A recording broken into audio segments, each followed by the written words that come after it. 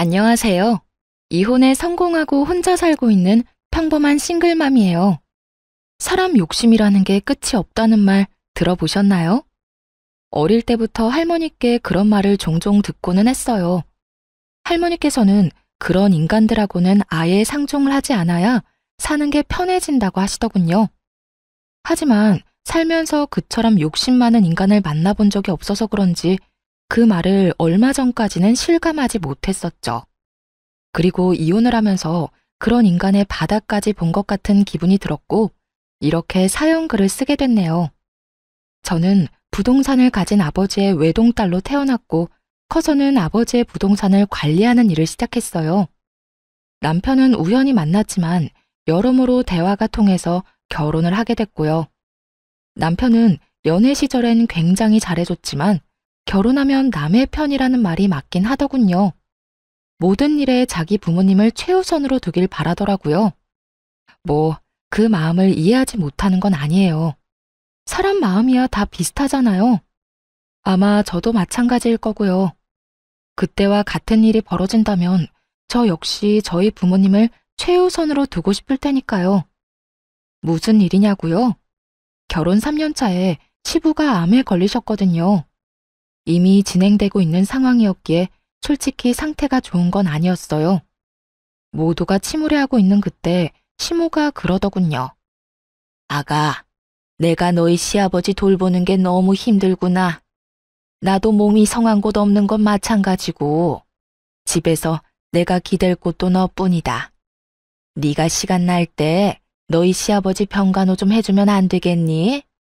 별거 할 건 없어. 어차피 일은 간병인이 할 테지만 워낙 세상이 흉흉해 믿을 수 없으니 말벗 정도만 해주라는 거야. 솔직히 말하자면 정말로 거절하고 싶은 마음이었어요. 아픈 사람을 돌본 경험도 없는 제가 시부를 간병한다는 건 얼토당토 않은 일이라고 생각했거든요. 그렇지만 고민이 될 수밖에 없었던 이유는 아픈 사람이 그 누구도 아닌 시부였다는 점이었어요. 결혼 초에 며느리 사랑은 시아버지라는 말을 그대로 실천해준 분이 시부였거든요. 실수해도 너그럽게 넘어가 주시고 시댁 식구나 남편과 싸우면 저를 달래주는 사람은 시부뿐이었거든요. 고민은 짧았어요. 하기로 결심했죠. 그렇다고 시부를 온전히 혼자서 볼 수는 없다고도 생각했고요. 어머님, 제가 아버님 간병할게요. 그런데 저도 하나 제안할 게 있어요. 병간호를 한다고 했지만 저한테만 맡기지는 말아주세요. 아버님도 저만 보는 게 아니라 다른 가족들도 만나는 게 좋을 것이고 저도 일이 있을 때는 빠질 수 있어야 하는 일에도 지장이 없을 테니까요. 그 정도는 허락해 주실 거죠? 그렇구나. 일리 있는 말이야. 딸들이랑 아들도 돌아가며 아버지 병간호 하기로 하자. 다들 알아들었지? 시모가 그렇게 말해주었기 때문에 괜찮을 거로만 생각했어요. 그런데 아니더군요. 시누이들과 남편은 제게 일을 미루기 바빴거든요. 새언니, 오늘은 야근이 있어서 못 가요. 내일은 회식이 있고요. 저도 좀 힘들어요. 이번에 소개팅 때문에 저도 결혼은 해야 하잖아요. 어리고 철없는 신우들이야 그렇다고 쳐요. 결혼도 안 한 아직 놀기 좋아하는 아이들이었으니까 이해 못할 것도 없었죠. 그런데 문제는 남편 놈도 정말 철없이 구는 것이었어요.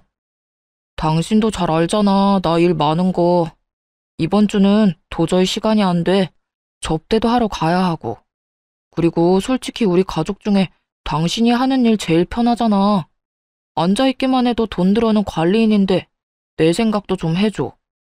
가뜩이나 쉬는 날도 별로 없는데 그런 날까지 아버지 수발들러 가야겠어? 이런 건 당신이 좀 해줘도 되잖아. 100번 양보해서 여기까지도 참을 수 있긴 했어요. 열은 받았지만요. 그러나 이해할 수 없는 시모의 행동은 마치 불난 집에 부채질을 하는 것 같았죠. 예, 나 오늘 모임 있다. 내 간병 차례인 거 알기는 하는데 저번부터 잡혀있던 약속이라 미룰 수가 없네. 그러니까 네가 나 대신 오늘 병간호 좀 하거라. 솔직히 별로 할 것도 없잖니? 그리고 시아버지가 아프면 며느리가 모시는 게 어떻게 보면 당연한 도리 아니니? 그러니까 너도 며느리 도리한다고 생각하고 시아버지 잘 모셔. 너도 우리랑 가족이 되고 싶잖아. 이번이 그 기회라고 생각하면 되지. 그런 말을 하며 제가 시부를 모시는 것을 정당화하려고 하더군요. 그렇게 장장 3년을 시부를 돌봤어요. 그 정도 기간이 제 한계였네요. 아무리 시부가 잘해줬다고 하지만 이제는 항암 치료뿐 아니라 치매 증상까지 나타났거든요. 그렇게 되니 더는 감당할 수 없겠더라고요. 그래서 가족들이 있는 곳에서 말했죠. 아버님, 이제 더는 못 모시겠어요. 저도 요즘 바빠서 시간 내기 힘들어요. 그리고 다들 저한테 맡기고 자기 스케줄 보러 가잖아요. 제가 여태 모신 만큼 당분간은 다른 분들이 아버님 모셔주세요. 당신은 어떻게 그런 소리를 아무렇지도 않게 해? 갑자기 당신이 이러면 우리는... 그리고 아버지가 당신 많이 의지하잖아. 나라고 기분이 좋겠어? 하지만 당신, 아버님이 어떤 상태인지 요즘 제대로 본 건 맞아? 치매 증상까지 있으셔. 아직은 경증이라 멀쩡하신 시간이 많지만 앞으로 얼마나 더 나빠지실지 알 수 없다고. 하긴 당신은 나한테 맡겨놓고 골프 접대하러 다니느라 몰랐겠지. 뭐? 영업하면 그 정도 할 수도 있는 거지. 그걸로 이러는 거야? 당신이야말로 아버지를 위해 이 정도도 못해? 하고 싶으면 가족들이 하면 되잖아. 아버님 가족들. 그 가족들이 아버님 안 돌보고 방치한 게 자그마치 2년이 넘어. 1년은 그나마 왔다 갔다 정도는 했지. 그런데 2년 동안 다들 어땠어? 나한테 떠맡기고 다들 밖으로만 나돌았잖아. 나도 이제 더 이상은 못해. 집에서 아버님 수발 들고 싶으면 당신이랑 아가씨들 그리고 어머님이 알아서 해. 예, 나까지 싸잡아 그렇게 말하면 어쩌니? 나도 너희 외조모가 아파서 병원에 다니고 있어. 그런데 나더러 친정어머니의 남편까지 보는 건 네가 생각해도 너무하다고 생각하지 않니? 시모의 친정어머니가 편찮으시다는 건 맞는 말이었어요. 하지만 매번 가는 것도 아니었고 아마 핑계라는 표현이 더 맞을 거예요. 어떤 정신 나간 인간이 병원 수발 들러 가는데 높은 구두에 치마, 향수에 화장까지 풀 세팅하고 가나요? 수발 들려면 편한 옷이 최고인데. 새언니, 우리도 마찬가지예요. 저희 직장에서 일도 많고 쉬고 싶은 것도 있고 약속도 많아서 시간을 내고 싶어도 시간이 안 나는걸요? 언니가 좀만 더 아버지 돌봐주시면... 언제까지요? 대체 언제까지 저 혼자 아버님 수발 들어야 하는데요? 애초에 제가 병간호하겠다고 한 조건은 가족들 모두 함께 아버님 돌보는 거였어요. 그런데 지금 어떻죠? 저 혼자만 일주일 내내 보고 있잖아요. 아, 그래서 열받았다고? 상황이 이렇게 됐으니 당신이 어느 정도 희생은 해야 할 거 아니야. 여기 다 바쁜 사람들밖에 없는데. 희생이라고 했나요? 진짜 열받더라고요. 아니, 저는 뭐 일 안 하고 쉬는 사람인가요? 저도 건물 관리하려면 생각보다 바빴거든요. 남편은 제가 앉아서 돈이나 받으면 끝인 관리인이라고 생각한 모양인데 그거야말로 틀린 생각이죠. 언젠가는 아버지 부동산을 다 물려받을 테고 그걸 관리하는 법을 아버지에게 배우면서 일하고 있는 것과도 같았거든요. 열받아서 욕이라도 하려다가 좋은 생각이 났어요. 시부 병수발 초창기에 시부가 해준 이야기가 있었거든요. 그걸 이용하면 이 시댁이 뒤집어지는 꼴을 제대로 볼 수 있겠다 싶었죠. 그래? 알았어. 그럼 내가 계속 아버님 수발 들게. 기회를 주려고 해도 제 발로 차버리는데 어쩔 수 없는 거 아니겠어? 이렇게 이야기하니 시모가 의아한 눈으로 제게 물었어요. 기회라니, 그게 무슨 말이냐? 네, 아버님이 초반에 제가 수발 드는 거 보시더니 고맙다고 사망보험은 수령인을 제 이름으로 해주고 싶다고 하셨거든요. 괜찮다고 말씀드렸더니 앞으로 당신 돌보는 사람에게 주시겠다고 하셨어요. 뭐? 그래서 너는 뭐라고 했는데? 제가 며느리이긴 하지만 피가 섞인 가족도 아니고 배우자도 아니잖아요. 그래서 부담스러워서 받지 않으려고 했는데 이러면 어쩔 수 없죠. 제가 아버님 옆에서 계속 눈도장 찍는 수밖에요. 이 말을 듣더니 시모와 신우들의 눈이 휘둥그레지더군요. 그러고는 순식간에 몸을 숙이며 말하더라고요. 예, 그런 일이 있었으면 미리 말했어야지. 앞으로는 네가 아버지 찾아오지 않아도 된다.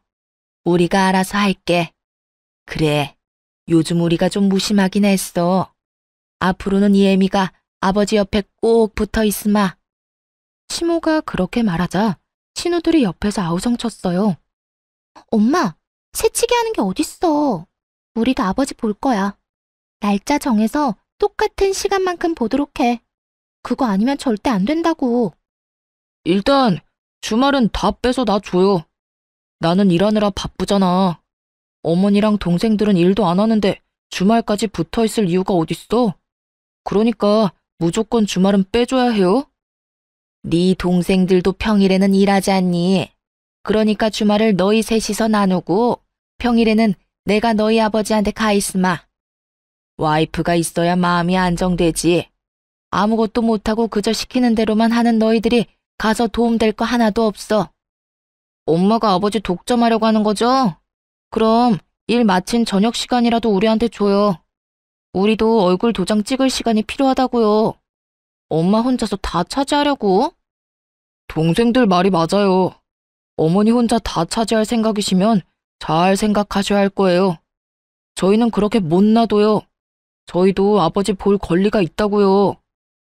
남편 놈까지 그 보험금에 넘어가서는 권리를 운운하고 있는 꼴이 너무 웃겼어요. 속으로 진짜 소리내서 웃고 싶은 거 겨우 참고 있었네요. 그렇게 나한테 떠넘기려고 혈안이 됐던 네 사람이 이제는 서로 아버지 보겠다고 말다툼하는 것 자체가요. 사실 시부가 보험금 수령인 이야기를 한 건 맞아요. 하지만 해준다고 못박아 말씀하신 건 아니었죠. 게다가 중요하게 한 이야기도 아니었고 정말 딱 한 번 초반에 스치듯이 말하고 지나갔을 뿐이었어요. 하지만 그런 대화가 있었다는 것만으로도 네 사람이서 박 터지게 머리 쓰며 싸우더라고요. 서로 시부를 돌보겠다고 하는데 아우, 속에 막힌 돌덩이가 쑥 내려가는 기분이랄까요? 그렇게 수발드는 모임에서 드디어 한 발 빠지게 됐죠. 돈 앞에 장사 없다는 걸 깨닫게 되었네요. 그리고 이 시댁 인간들이 얼마나 돈에 환장하는지도 이때 알았고요. 그 이후로는 시부를 보러 간 적이 없네요. 문병 정도로 짧은 시간 다녀온 적은 있어도 제가 갈 때마다 시댁 식구들의 견제가 심해지는 통에 오래 있지도 못하고 바로 돌아와야 할 정도였죠. 편했어요. 이제 별다른 문제 없을 거라 생각하며 평온한 하루를 보냈어요. 그런데 제가 애를 낳고 쉬는 동안에도 아버지가 월급을 대신해서 용돈을 꼬박꼬박 챙겨주셨거든요. 그 용돈이 남편 월급보다도 많다는 걸 시모와 신우들이 알게 된 것이 화근이 되었고요. 친정아버지가 저 고생하는 거 보기 싫다고 사위인 남편에게 액수를 오픈해버렸거든요. 이 정도까지는 도와줄 테니 내 딸한테 무리시키지 말라고 으름장을 놨던 거죠. 뭐 그런 말을 들었다고 사람이 금방 바뀌는 건 아니었지만요. 대신 시모와 신우들의 눈이 바뀌긴 했죠. 예, 너 혹시 돈 좀 있니? 네 시아버지도 저렇게 아프고 내가 돈 쓸 곳이 있는데 돈 나올 곳은 없으니까 힘들구나. 혹시 돈을 좀 빌려줄 수 있어? 한 300만 원이라도. 많이 급하신가 보네요. 용돈으로는 감당하기 어려운 금액이기도 하고, 그런데 제가 그냥 빌려드릴 수는 없고 차용증을 썼으면 좋겠어요. 제가 아버지에게 용돈을 받긴 하는데 그 돈이 다 아버지 명의 계좌에 들어가 있어서 그냥 드릴 수는 없거든요. 괜찮으시겠어요? 괜찮다마다. 차용증이야 얼마든지 써줄 수 있어. 그러니까 좀 부탁한다. 염치가 없다고는 생각한다만 그래도 이렇게 도와줄 사람이 옆에 있는데 대출이나 금융기관 돌아다니는 것도 웃기지 않니? 어차피 일을 안 해서 대출 금액도 안 나오겠고 말이지. 주절거리는 시모를 뒤로 하고 차용증을 써줬어요. 그런데 그 뒤로는 신우들도 와서 돈을 빌려가더군요. 웃긴 건 갚을 생각은 않고 계속 빌려만 가더라고요. 마치 ATM에서 돈 꺼내 가듯이 말이죠. 처음에는 별말 안 했어요. 차용증이라는 강력한 문서가 있었으니까요. 남편은 이걸 아는지 모르는지 별 생각이 없어 보였고요. 그렇게 시모와 신우 둘이 빌려간 금액이 2년 만에 1억 정도로 불어나더군요. 당시가 결혼한 지 6년쯤 됐을 때예요. 그 금액을 이 인간들이 어떻게 감당하려고 그러나 슬슬 걱정이 되기 시작할 무렵 친정엄마에게 안 좋은 소식이 들려왔어요. 뇌졸중으로 고생하며 재활에 전념하던 어머니에게 2차로 뇌경색이 발견된 거예요. 게다가 이번에는 반대쪽 뇌였기 때문에 결국 양쪽 다 제대로 못 쓰는 처지가 된 거죠. 재활 전문병원에 입원하셔서 한참을 치료받았지만 상태가 그리 호전되진 않았어요.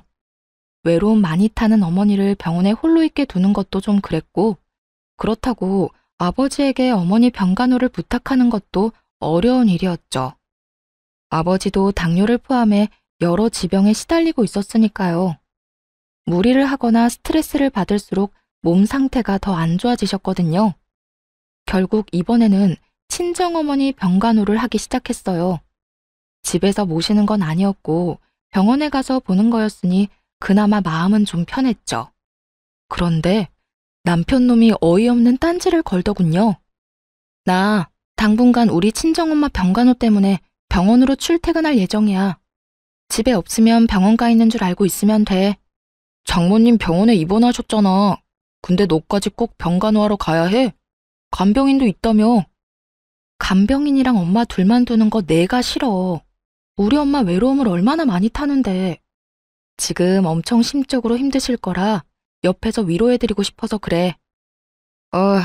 그래서 지금 친정어머니 모시느라 애들이며 나며 다 내팽겨치겠다고? 당신 이렇게 이기적인 사람이었어? 나도 지금 바쁜 사람이야. 진급을 눈앞에 두고 얼마나 중요한 시점인데 네가 이러면 나는, 애들은. 여태 내가 다 케어했잖아. 그러면 당신도 좀 양보라는 걸 해. 언제까지 나한테 다 의존할 건데? 그렇게 싸웠음에도 결론은 나지 않았어요.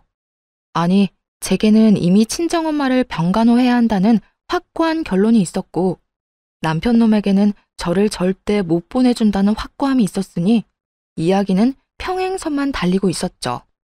그리고 며칠 뒤 시모가 연락이 와서는 헛소리를 짓거리더군요. 아니 너는 어떻게 시집 온 애가 친정에 목을 매니? 너 죽어도 이 집 귀신이야. 네가 여기 시집 왔다는 건 그런 뜻이라고. 그리고 나도 요즘에 네 시아버지 수발 드느라 얼마나 힘든 줄 아니? 어깨도 허리도 빠져나갈 만큼 아파 죽을 것 같아 얘. 아니, 수발 드느라 안 힘든 사람이 어디 있어요. 저도 다 해봐서 알고 있어요. 그걸로 생색내시면 안 되죠. 아니 얘, 너희 어머니는 중병이라며. 그러면 전문가한테 맡겨놓으면 될 일이지 왜 너까지 나서서 이래? 너 친정엄마 수발 들러 갈 거면 내 수발이나 들어. 시어머니가 힘들어 죽겠는데 어딜 간단 말이니? 어머님, 내로남불이 무슨 뜻인지 아시죠? 내가 하면 로맨스, 남이 하면 불륜. 어머님이 뭐라고 하시면서 저한테 아버님 병수발 들라고 하셨는지 기억 안 나세요? 어머님 친정어머니께서 아프셔서 아버님 못 모신다면서요. 왜요? 어머님은 친정에 그렇게 다니셔도 되고 저는 안 돼요? 왜죠? 왜 우리 엄마는 제가 병간호하면 안 된다는 거죠? 그렇게 말하니 시모도 말문이 턱 막힌 모양이었어요. 하지만 아마 시모는 친정엄마 수발 같은 거 든 적도 없었을 거예요. 대신 놀러나 다녔겠죠. 그렇지만 수발 든다는 이유를 대고는 놀러 다녔으니 반박할 말도 없었을 거고요. 야, 너 우리 엄마한테 이게 뭐 하는 짓이야? 우리 엄마한테 따지는 거야 지금? 와, 너 진짜 웃긴다. 아버지 아파서 다들 아버지 모시느라 힘든데 어떻게 너 혼자 이렇게 태어내? 너는 왜 이렇게 이기적이야? 너도 우리 가족이라고. 우리 결혼한 거잖아. 그러니까 그러면 너도 내 가족이지. 우리 부모님 아파서 저러고 있는데 나한테 병간호도 못 가게 하는 게 남편이야? 그러는 네가 사위냐고. 웃기지도 않아? 보험금 탐나서 거기 붙은 인간들이 이제는 나 아버님 얼굴도 못 보게 하는데 태어나지 않을 건 또 뭔데? 뭐? 너 지금 말 다 했어? 넷이서 알아서 잘 모시고 있잖아. 나한테는 기회 줄 생각도 없으면서. 그리고 아버님 돌볼 정도로 건강한 어머님한테 내 수발이 필요하다고 생각해? 두 손 두 발 못 쓰는 우리 엄마는 왜 내 병간호조차 못 받게 하냐고 왜? 내가 친정엄마한테 간다니 그건 싫으니? 싫다는 게 아니잖아. 굳이 네가 장모님을 모실 필요가 있느냐는 거지. 왜? 아버님 수발에 육아 집안일까지 다 네 거 될까 봐 걱정이야? 차라리 그런 이야기를 했으면 가사도우미라도 붙여두겠다고 했을 텐데. 너 노선 진짜 잘못 잡았어. 나 묶어두려는 모양인데 그거 완전 꽝이라고. 이기적인 인간? 그거 너 이야기 아니야? 한바탕 화를 내고는 시댁에서 혼자 나왔어요. 있어봐야 좋은 소리 들을 것도 없고 열만 받았을 테죠. 그리고 저 인간들은 지금 자기들이 뭘 잘못하고 있는지도 몰랐어요. 제가 성격도 모르고 있었고요. 저는요, 한 번 아니다 싶으면 영원히 아닌 사람이거든요. 인내심이 많은 것은 착해서가 아니라 한 번 결정하면 인연을 확 끝내버리기 때문에 기회를 여러 번 주는 것이라는 걸 저것들이 모르고 있었다는 거죠. 그래서 이참에 끝을 내주기로 했어요. 그 길로 친정엄마가 입원한 병원으로 갔고 외박계를 신청했죠. 이미 급성기는 지나셔서 외출 정도는 가능한 상태였지만 혹시나 모르니 능력 있는 간병인까지 한 명 고용해서 집으로 모셨어요. 그리고 안방에 친정엄마를 모시고 방에 있던 남편 물건은 모조리 작은 방으로 다 던져버렸네요. 저녁에 남편이 집에 오더니 그 상황을 보고 경악을 금치 못하더군요. 그러면서 저를 작은 방으로 끌고 오더니 문을 닫고 한바탕 소리를 질러댔어요. 당신 설마 장모님 여기까지 모셔온 거야? 도대체 무슨 생각인데 왜 이렇게까지 해? 병원 가지 말라고 한 게 그렇게 화날 일이었어? 그래서 나 보란 듯이 이런 짓 한 거야? 내 집에 내 어머니 모시는데 당신이 왜 난리야? 그리고 우리 엄마면 네 엄마도 되는 거 아니야? 언제는 가족이 되는 게 그런 거라며. 그런 이유로 나한테 아버님 수발 들도록 맡겨놓고 이제 와서 우리 엄마는 안 된다? 걱정 마. 너한테 병간호하라고 안 할 테니까. 하더라도 내가 해. 그런 문제가 아니잖아. 어머님이 여기 와 있으면 내가 불편해. 내가 편하게 쉴 수가 없다고. 당신 진짜 나 화내는 거 보려고 이러는 거야? 내가 당신한테 화 좀 냈다고? 이거 보복성이지? 보기 싫으면 네가 나가면 되지. 나 안 나가. 당신이 나가서 살던 뭘 하던. 그러니까 나는 내 할 일 하고 당신은 당신 할 일 하면 되는 간단한 상황이라는 거지. 와, 내가 이 집 주인인데 왜 내가 나가는 건데? 나는 못 나가. 만약 나 쫓아내면 우리 이혼하는 거야. 나 이런 식으로는 못 산다고. 당신 돈 많다고 눈에 뵈는 게 없나 본데 이건 분명히 당신한테 유책 사유가 있는 거거든? 유책 사유? 웃기고 있네. 야, 네가 한 짓을 생각해봐. 네가 한 짓이 내가 한 짓보다 더하면 더했지 덜하진 않을걸? 그래, 너 맘대로 해. 이혼을 하자면 하고. 근데 미리 말하는데 난 이혼함과 동시에 모든 걸 원상태로 돌릴 거야. 그거 잘 알고 하라고. 무슨 뜻인지 제대로 이해를 한 건지는 모르겠지만 그렇다고 더 자세히 가르쳐줄 생각도 없었어요. 자기가 알아서 하겠죠. 남편 놈은 진짜로 열이 받았는지 변호사를 통해 이혼 소송을 진행하겠다는 연락이 왔더라고요. 내심 재산 분할하면 이 집에 대한 권리며 여러 가지를 자기한테 유리하게 진행할 수 있을 거라 생각한 모양인데 어림없죠. 저도 그냥 당하고만 있을 사람은 아니었거든요. 소장을 받은 그날 변호사를 고용해 본격적인 이혼 소송을 진행하기로 했어요. 그리고 그날 저녁 집으로 들어온 남편에게 말했죠. 오늘 짐 싸서 나가. 미쳤어? 여기 내 집이야. 내가 이 집 살 때 5천만 원 낸 건 기억도 안 나나 봐. 집값에 비해 워낙 작은 금액이라 기억도 안 났지만 웃으며 말했죠. 그거? 그 5천만 원 가지고 지금 집에 대한 소유권을 주장하려는 거야? 근데 어쩌나? 내가 그렇게 인정해주고 싶어도 일단 계산이 끝나지 않으면 인정해줄 수가 없거든. 그 말과 동시에 시모와 신우가 빌려간 돈에 대한 차용증을 남편 앞에 뿌려줬어요. 바닥에 떨어지는 서류들을 보며 남편 놈은 처음에는 이게 뭔가 하고 쳐다보더군요. 그리고 이내 그것이 차용증이라는 걸 알아보더라고요. 그리고 그 돈을 빌린 사람이 자신의 어머니와 두 동생들이라는 것도 알게 됐죠. 그거 당신 어머님이랑 당신 동생들이 나한테 빌린 돈이야. 아니, 따지면 우리 아버지 통장에서 빌려간 돈이지. 금액 다 합쳐보면 1억 넘으니까 이 돈 지금 당장 상환할 거 아니면 지금 이 집에서 나가야 할 건 너야. 그게 무슨 말이야? 난 이 집에서 못 나가. 아니, 안 나가. 내가 이 집 살 때 5천만 원 분명히 해왔다고. 그만큼은 나도 이 집에 있을 권리가 있지. 네가 뭔데 나가라 말아야?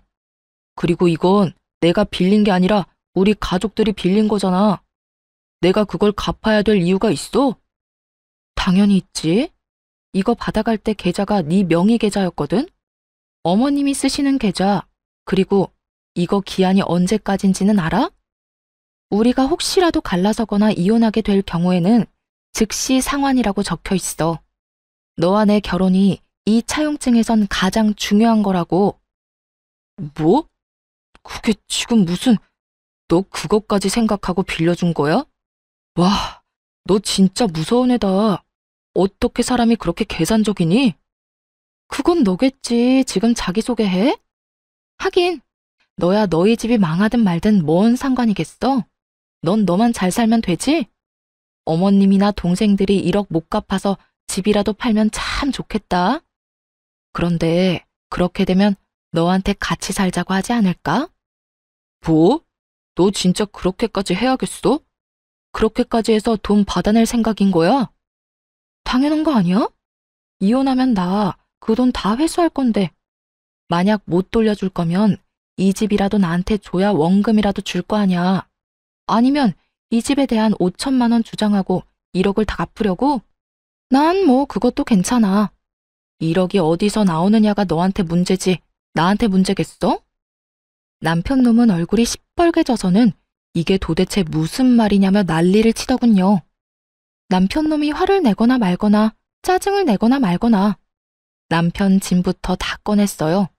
그리고 거실에 차곡차곡, 아니 내팽개쳤죠.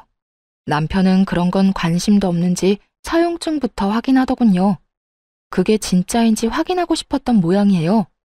아니 그런데 설마 가짜를 들이밀었겠어요? 물론 원본이 아니라 사본이긴 했죠. 원본을 보여줬다가 무슨 일이 일어날 줄 모르니까요. 남편 놈은 거기에 찍힌 시모와 신우의 도장, 그리고 사인까지 확인한 뒤에야 정말로 당황하기 시작하더군요. 그러더니 황급히 주머니를 뒤져 시모에게 전화를 걸더라고요. 엄마 왜 우리 와이프한테 돈을 빌렸어? 그것도 다 합쳐보니까 1억이나 되잖아. 1억? 무슨 소리니? 나는 그만큼 많이 안 빌렸어. 내가 빌린 건 한 3천만 원인가 4천만 원인가 그 정도밖에 안 되는데 무슨 1억이니? 엄마뿐만이 아니라 동생들도 와이프한테 돈을 빌렸던데. 세 사람이 우리 와이프한테 빌린 돈이 자그마치 1억이야 1억. 이 돈 어떻게 할 거야?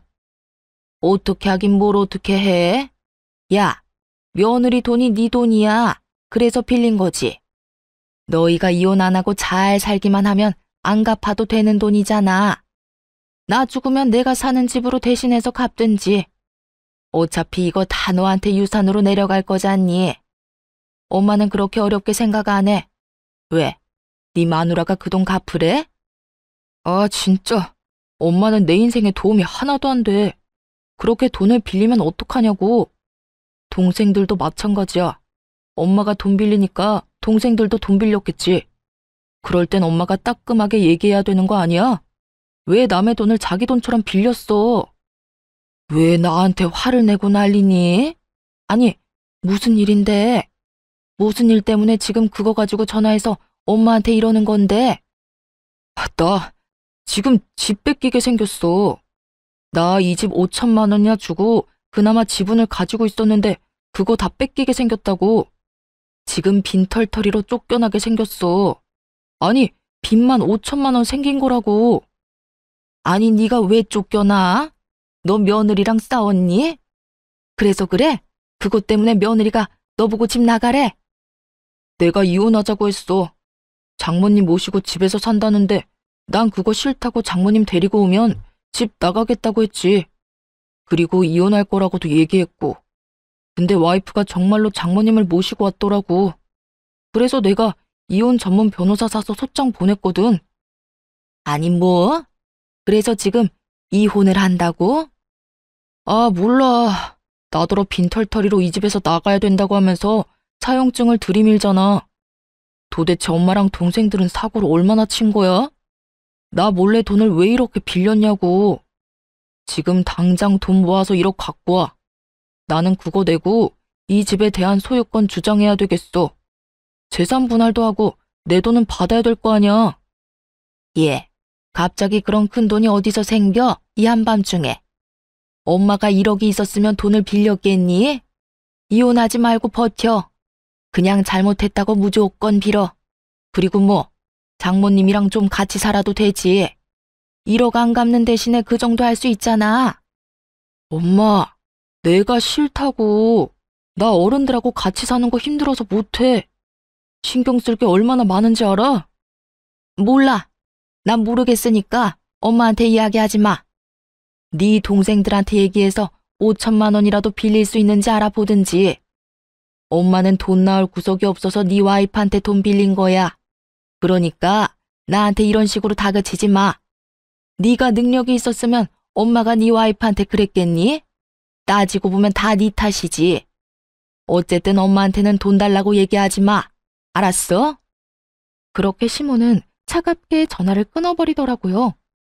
남편이 두 여동생에게 전화를 했는데 그 전화들도 남편에겐 그리 좋은 소식이 아니었죠. 오빠는 도대체 무슨 일을 그런 식으로 해? 세연이한테 무조건 잘못했다고 빌어. 알았어? 나 그 돈 솔직히 말해서 갚을 생각 없이 빌린 거란 말이야. 세연이가 워낙 돈이 많잖아. 그래서 빌린 건데 오빠야말로 이렇게 사고를 치면 어떡해? 야, 넌 나한테 할 말이 그거밖에 없어? 넌 뭔데 내 와이프한테 돈을 왜 빌린 건데? 당장 돈 다 갖고 와. 너 가지고 있는 거 다 팔아서라도 가지고 오라고. 네가 가지고 있는 명품들. 미쳤어? 그건 내 목숨이나 똑같아. 무조건 세연이한테 빌기나 해. 빈털터리로 이혼당하지 말고. 그리고 오빠 이혼해도 나 그 돈 못 줘. 오빠가 다 갚아야 한다고. 너 미쳤구나. 네가 빌린 돈을 내가 왜 갚아? 네가 갚아야지. 거기에 다 적혀 있어. 내가 못 갚으면 오빠가 갚아줄 거라고. 그건 무효야. 내가 차용증 쓰는 자리에도 없었는데 왜 내 이름을 팔아? 몰라. 법적인 건 모르겠고 그렇게 됐으니까 오빠가 알아서 하라고. 그렇게 전화를 끊고서야 남편 놈은 약간 제정신이 돌아왔나 보더라고요. 화가 나서 이혼 소장을 보낼 때랑은 깜판인 얼굴로 그러더군요. 여보, 미안해. 내가 말이 좀 심했던 것 같아. 사실 그렇지. 우리 아버지도 모시라고 했는데 당신 어머니 못 모시게 하는 것도 말 안 되는 일이긴 하지. 내가 요새 너무 스트레스 많이 받아서 잠깐 돌았었나 봐. 내가 왜 그런 짓을 했는지 모르겠네. 변호사한테 얘기해서 소송 진행하는 거 없던 일로 할 테니까 당신도 이 정도쯤에서 나 용서해주고. 나는 용서할 생각 없으니까 당장 짐 싸서 나가. 우리 엄마 모셔야 되니까 나가라고. 나랑 우리 엄마 정신 사납게 해놓고 그냥 넘어갈 생각은 아니지? 나는 한번 피를 보면 끝장을 보는 사람이야. 네가 먼저 시작한 거고 난 끝장을 봐야겠어. 걱정하지 말고 나가. 돈은 내가 어떻게든 다 받아낼 테니까. 여보, 제발 부탁이야. 나 이렇게 나가면 갈 곳도 없어. 그리고 갚을 돈도 없다고. 1억을 도대체 무슨 수로 갚아? 그건 나한테 할 말이 아니지. 당신 어머니랑 당신 동생하고 상의해야 되는 일 아니야? 아니면 내가 5천 떼줄까? 대신 이 집에 대한 건 미련 버리고 깔끔하게 1억 갚으면 되지. 의미가 없잖아. 그냥 용서해주면 안 돼? 내가 그냥 잠깐 정신 나갔다고 생각하고 앞으로 당신한테 바짝 엎드려서 살게. 이렇게 빌게, 제발. 빌 거 없고 그냥 나가기만 하면 돼. 이혼 서류 다시 보냈을 때 확인했고, 우리도 차용증 관련해서는 증거자료 소명할 테니까 그렇게 알아. 그리고 네가 왜 갈 데가 없어? 너 시댁 가면 되잖아. 어머님이랑 아버님이랑 두 동생들 있는 시댁 가서 잘 살면 되지. 아, 아니면 그 집 담보로 대출이라도 당기면 되겠네. 그걸로 1억 갚고 나면 너도 이 집 소유에 대해서 주장할 수 있지 않겠어? 그렇게 말은 했지만 솔직히 그대로 될 거라는 생각은 안 했어요. 시모가 돈이 없다고 절 찾아왔을 때 다른 곳에 연락을 안 해보고 왔을 리가 없잖아요. 분명히 은행이며 대출이며 다 알아보고 왔을 거예요. 시부가 지금 병상에 있으니 시가에 대한 권한을 가지고 있는 건 와이프인 시모였죠. 시부가 참 마음이 착한 사람이거든요. 말년에 그 집에 시모 이름을 넣어 공동 명의로 해줬다고 하더라고요. 그랬으니 분명 자기 지분에 대한 담보대출에 대해서 최소한 물어는 봤을 가능성이 컸죠. 여보, 진짜 이럴 거야? 우리 같이 산 세월이 있는데 한 번 실수한 거 가지고 이러는 건 아니잖아. 한 번 실수? 너 한 번만 실수한 거 아니거든? 나한테 여러 번 실수했어. 그간 내가 참아준 거고. 내가 왜 참아줬는 줄 알아? 난 한 번 아니라고 생각하는 건 끝장을 봐야 속이 시원한 사람이거든. 그래서 끝까지 참아준 거야. 아니 여보, 내가 정말 미안하다니까. 시끄럽고 너랑 나는 여기까지가 끝인 거야. 당장 시댁으로 돌아가. 짐은 내가 알아서 다 챙겨줄게. 그러니까 걱정 말고 나가. 결국 남편 놈은 어깨를 축 늘어뜨리고 시댁으로 돌아갔죠. 돌아가는 내내 아마 자기 머리 쥐어 뜯었을 거예요. 섣부르게 이혼소장 날린 거 후회하면서. 하지만 뭐가 달라지겠어요? 지가 이혼소장 안 날렸어도 제가 날렸을 건데요. 그리고 진짜 대환장 파티는 그 다음날 벌어졌죠. 시모와 신우 남편 놈이 모두 찾아와 이런 법이 어딨냐며 난리를 쳤거든요. 얘, 너 이렇게 사람한테 유예기간도 안 주고 이러는 거 아니다. 이런 일이 있으면 미리 얘기를 하고 우리가 대비를 할 수 있도록 했어야지. 어떻게 이렇게 이혼 통보를 하루아침에 할 수가 있어? 이혼은 남편이 먼저 하자고 한 거예요. 제가 먼저 하자고 한 적 없고 저는 남편이 이혼 변호사 사서 보냈길래 저도 오케이 하고 이혼하기로 결정한 거고요. 제가 통보를 안 한 게 아니라 남편이 어머님한테 얘기를 안 한 거겠죠. 시모는 좌불안석 내내 초조해하는 남편을 째려보더군요. 그러면서 제게 말했어요. 예, 결혼이라는 게 그렇게 쉬운 게 아니고 이혼이라는 것도 그렇게 쉬운 게 아니야. 어렵게 맺어진 인연 어떻게든 보듬고 양보하고 서로 함께 걸어가며 살아야 하는 거지. 이렇게 화난다고 막 이혼하고 그러는 거 아니다. 너도 다시 한번 생각해봐라, 응?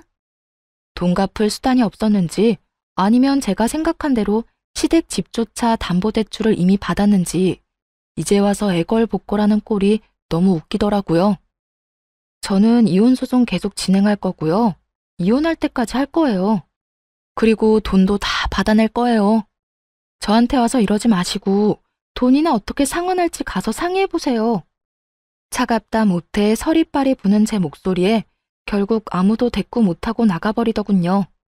제가 며느리로서 가족이 되려고 노력했을 때는 자기들이 떵떵거리며 저한테 큰 소리 칠 수 있었겠지만 이제 이혼을 눈앞에 두고 있으니 저한테 그 사람들은 그냥 돈 빌려간 사람일 뿐이잖아요.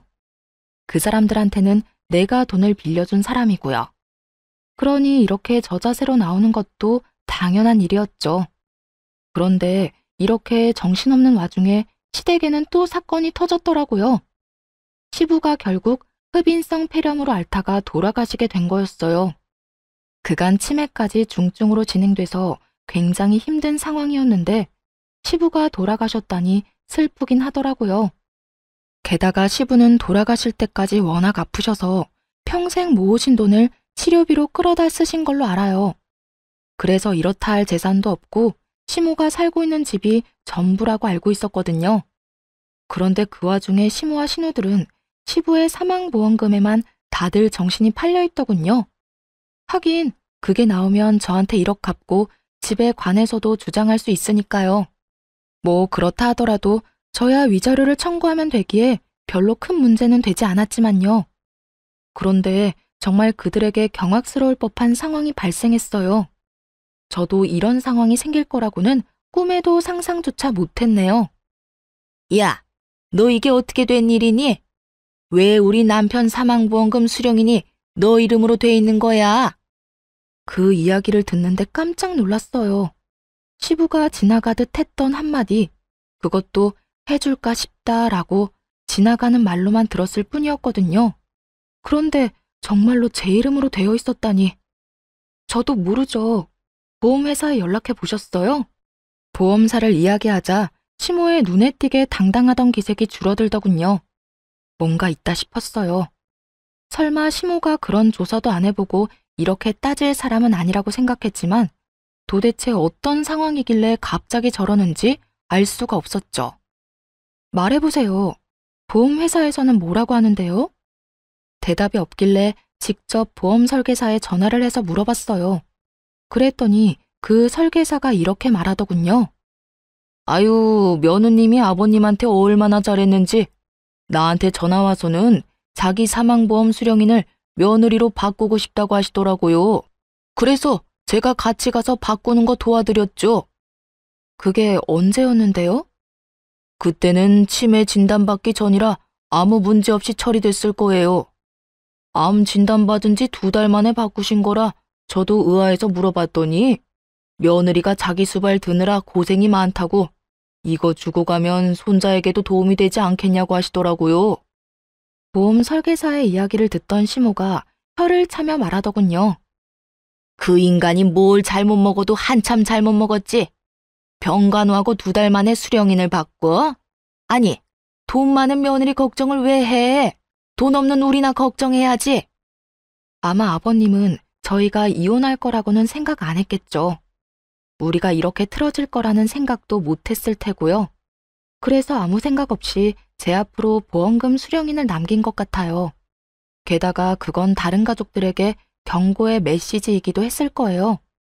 너희들이 나를 방치하면 내가 며느리에게 더 잘해준다는 경고. 그런데 문제는 그렇게 해놓고 치매에 걸려버린 거죠. 그래서 보험 수령인에 대한 건 새까맣게 잊고 정신없는 나날을 보내셨던 거고요. 사망보험금은 얼마나 되는데요? 금액은 얼마 안 돼요. 1,000만 원 정도예요. 사망보험금이 1,000만 원밖에 안 된다는 말을 듣고 한숨이 나왔어요. 그 돈으로는 이 사람들 급한 불도 못 끌 거였거든요. 금액을 알고 나니 시모와 신우의 표정이 안 좋아졌어요. 그 1,000만 원을 받아봤자 세 발에 피었으니까요. 시댁집을 팔고 싶어도 지금 4사람이 다 그 시댁에 살고 있고 담보대출은 이미 받았는데 상속세까지 내야 하니 상황은 더욱 엉망이었을 거예요. 결국 닥쳤던 개가 지붕 쳐다보는 상황이 되어버렸죠. 내가 이 꼴을 보자고 그 인간 죽을 때까지 똥오줌 받아낸 게 아닌데 왜 고생은 내가 다 하고 돈은 네가 가져가는 거야? 그걸 저한테 물으시면 어떡해요. 아버님한테 여쭤봐야죠. 당신이 우리 아버지 꼬셔서 보험금 수령인 당신 앞으로 해달라고 한 거 아니야? 그 1,000만 원 때문에? 우리 집 돈 많거든? 어이가 없어서. 아니 그리고 어차피 아버님이 이거 주신 것도 금액이 얼마 안 되니까 나한테 남긴 거겠지. 이걸로 애들 학교 보낼 때 보태라고. 난 그렇게 할 생각이니까 다른 할 말 없으면 가보세요. 다 알아보고 왜 여기 와서 난리야? 아, 우리 진짜 완전 망했어. 너 하나 때문에 이게 지금 무슨 꼴이니? 어떻게 책임질 거야? 네가 멋대로 이혼하는 바람에 이렇게 됐잖니? 네가 다 책임지라고. 남자가 돼서 그거 하나 못 참고 이혼을 이야기해? 그러는 엄마는요. 와이프가 장모님 수발 든다는데 왜 말렸는데요? 엄마가 그거 말리는 바람에 와이프가 더 화난 거잖아요.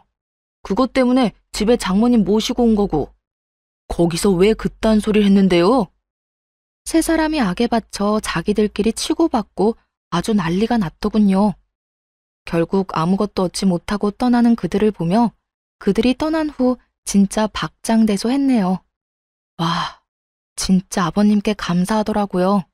그 돈은 아버님 손주에게 그대로 물려주려고 생각했죠. 그렇게 이혼까지 판결이 다 나고 완전히 이혼하게 됐어요. 그 뒤에 들린 소문은 뻔하다면 뻔했죠. 전 남편이 돈을 갚긴 했어요.